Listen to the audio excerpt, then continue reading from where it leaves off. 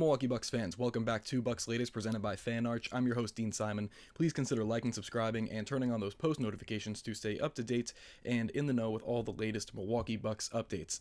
So, this first one on the board is a little bit upsetting for me as someone that's been super high on this player over the past couple of years and really enjoyed his development into one of the best flat-out two-way wings in the NBA. Andrew Wiggins was basically taken off the board, taken out of trade market and trade conversations with the Miami Heat and prospective suitors by Heat head coach Erik Spoelstra. While I know that, the higher-ups, the top brass, make those kinds of decisions definitively, Erik Spoelstra said during a recent Miami Heat Summer League game that Andrew Wiggins is back in South Florida and that he's viewed as an ongoing component of the rotation in Miami, and that's per Heat beat reporter Ira Winderman. And it's not really unexpected because as the Heat, it's just how they operate. They're never going to concede and really try to tank or even go into a retooling year. Of course, they just did this past year, but it was kind of the first time in a while. So Miami is always trying to remain uber aggressive and try and bring in as many free agent targets and trade targets as possible, but they're going to remain conservative with Andrew Wiggins because they've seen that he can really contribute to a winning team, to an NBA Finals, a title-winning roster, as effectively the second best player on a championship team, which he was in 2022 alongside Steph Curry on the Golden State Warriors.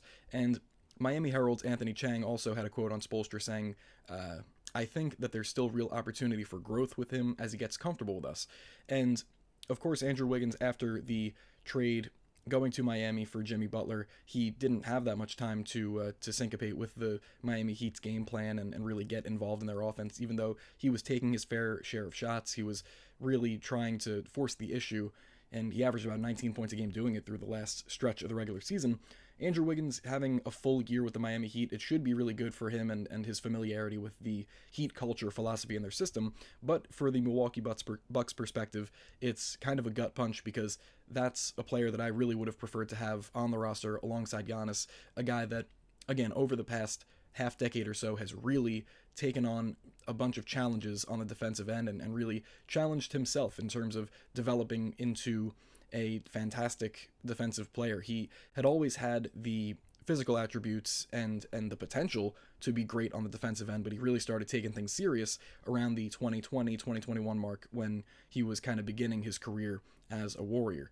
So very much a gut punch. I would have loved for Andrew Wiggins to be a part of the team going into 2025-26.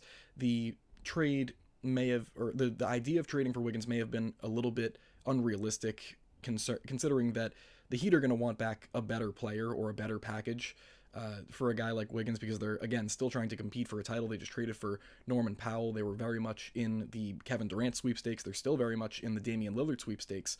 So they would want a better player coming back, and I'm not sure the Bucks could necessarily give back a better player that fits what they're doing that's better than Andrew Wiggins. So real gut punch that Andrew Wiggins is not going to be available for the Bucks on the trade market, but you move forward, you see what other options there are, and hopefully throughout the course of the offseason or coming towards the trade deadline this next year, they can make a move to get their 3-and-D wing.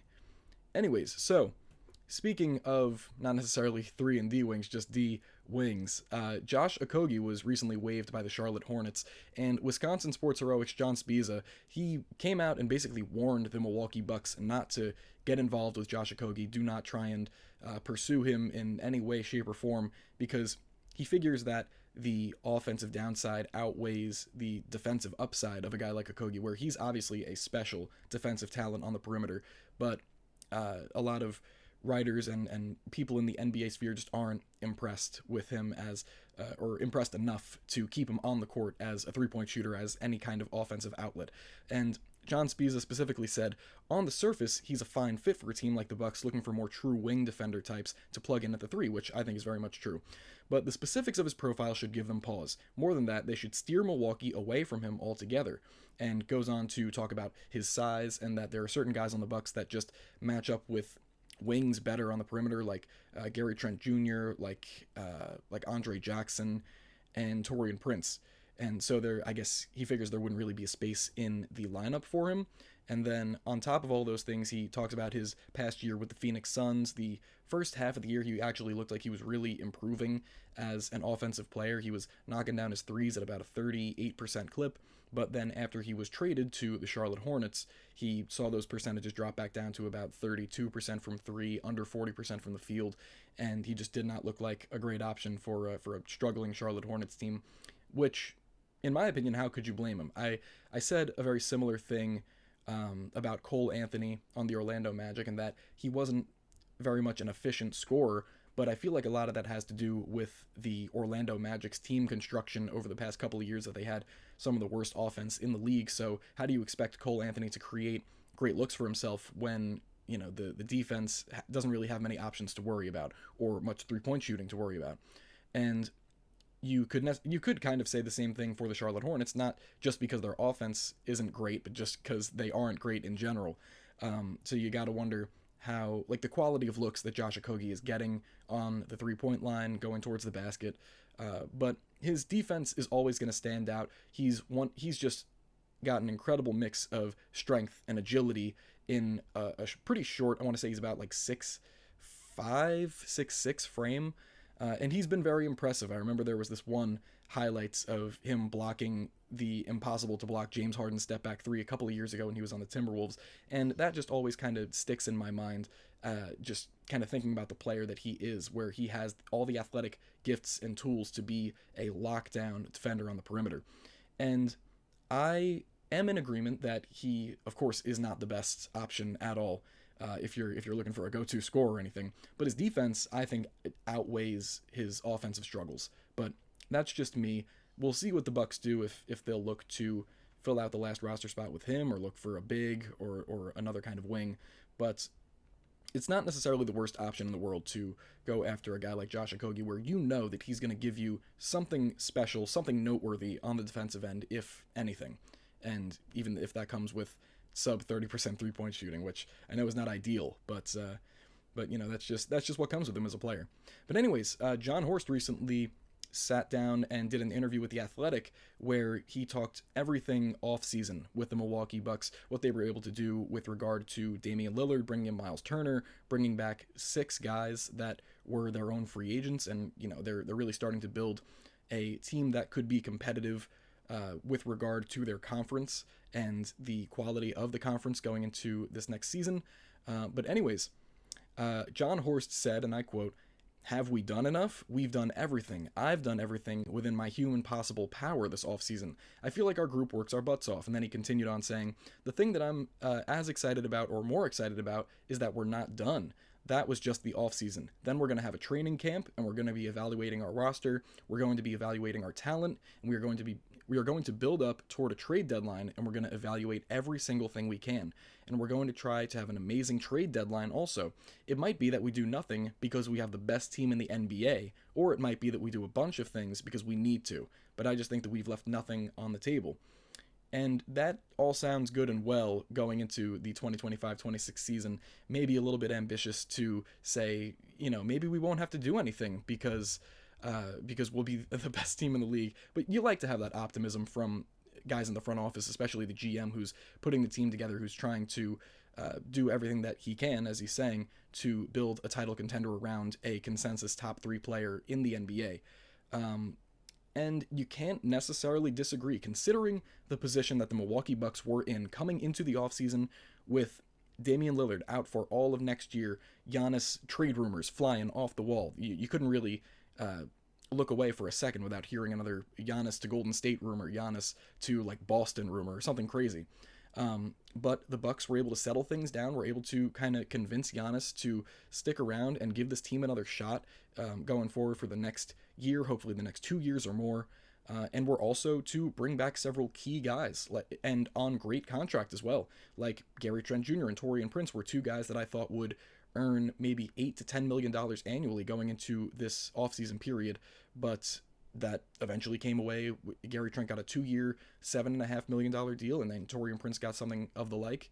And there were just good decisions all around. Bringing back Ryan Rollins was one of my main points, my keys for this offseason for the Milwaukee Bucks, and they went ahead and did it with relative ease, even though there was a little bit of a pause. And it seems like things are going okay at the moment.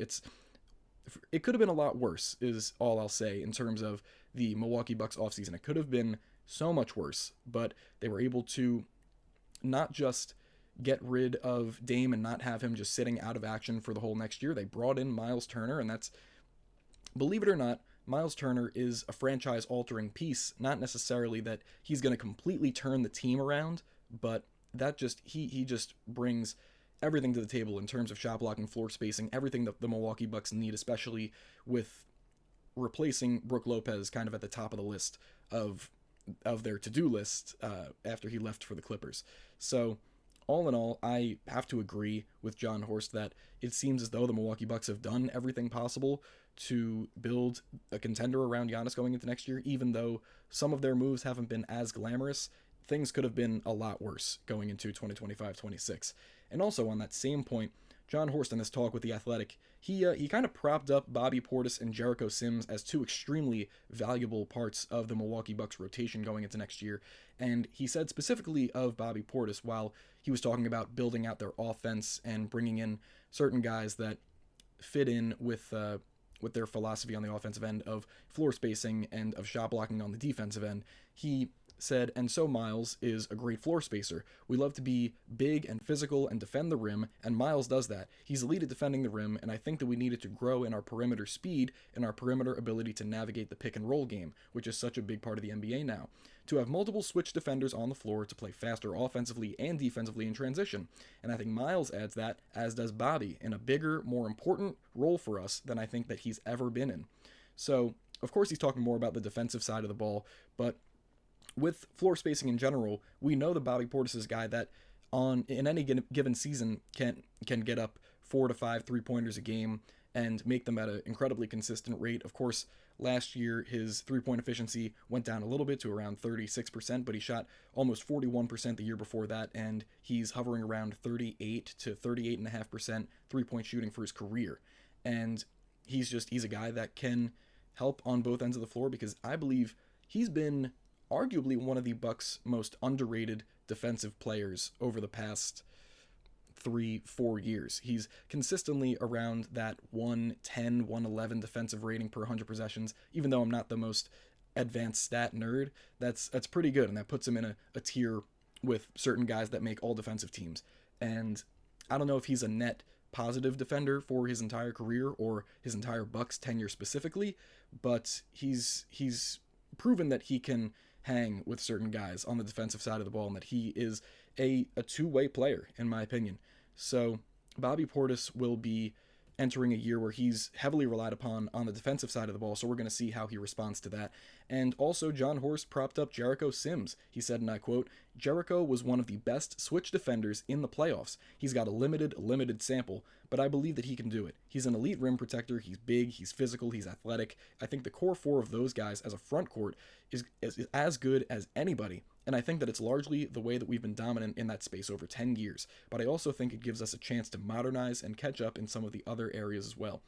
Jericho Sims has all the potential in the world just because of his insane uber athleticism at the center position, and he's bulky, he's agile, he can kind of run in transition a little bit as a ball handler that we saw last year, and he's just been impressive even in that limited sample.